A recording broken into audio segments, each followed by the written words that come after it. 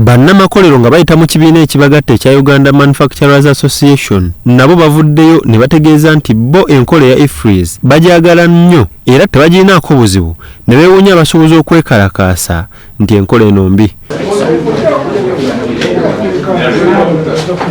Bagamba nti weewaawo wadde ng'enkola eno teyasomesebwa abasuubuzi okugitegeera obulungi tekigifuula mbi kubanga ya bwerufu nnyo nga batajagala mpozzi tebaagala kusasula musolo gwa gavumenti. Kaakati IFRIS eyamba nti buli muntu alina okusasula omusolo ajja kusasula. Bw'otakusasula ate munno akusasula yakulabisa nti gundi akoze eki namuguziza ebintu bw'aba tabasasudde omusolo nze namuguziza. Nga basinzira mu lukuŋŋaana lwa bannamawulire ssentebe w'ekibiina kino Deo Kayemba agamba nti bo bannamakolero baatandika dde okukozesa enkola eno eya IFRIS. Ffe twayingeginga okumala ebbanga naye lwakuba ffe tuli wagguluko byali byangu naye ng'abantu baffe babayigirize okukola bino bajja kulaba kubanga abantu bw'owuliriza rediyo abantu bonna abagera IFRIS baguyita musolo nti guno omusolo ogwa IFRIS gwe baleese. IFRIS si musolo.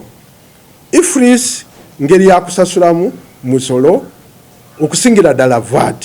Bagamba nti ekirina okukolebwa gavumenti erina okugula ebyuma ebya IFRIS baleme kubirekera basuubuzi so nga n'engassi yateekebwawo ku musuubuzi anaasangibwa nga atunze ebintu n'atawa musuubuzi risiti ya IFRIS nti nnene nga kyetaaga gavumenti egitunulemu.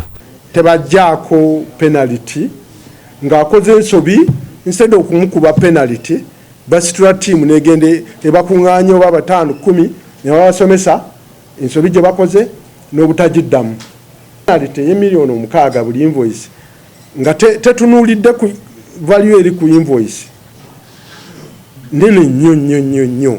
Abasuubuzi babawadde amagezi okumanya enkola eno eya IFRIS bwekola kuba tebayinza kwepena kuwa musolo eggwanga lyonna. Bagamba nabo bakole ki bateekemu batuwe ebyuma bayinza okuba nga tebalina ssente za kuteekamu kati naye basobola otugamba nti gwegula akuuma kano buli mwezi tujja kuddizangayo ki ssente bwe ziti okutuusa ssente zakuuma nga ziweddewo kyetugamba ekyo.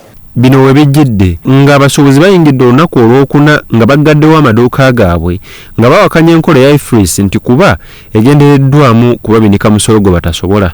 Emisolo gyava mu double taxation gye twakaabanga ne gifuuka kodro emirundi 4 oluvannyuma ku muntu asasula VAT emirundi 4 kubanga gye emisolo tumaliriza gikosezza ffe ba final consumers. Byakyambadde Lawrence ne Grace Seggirinya, Salt TV Omunnyo.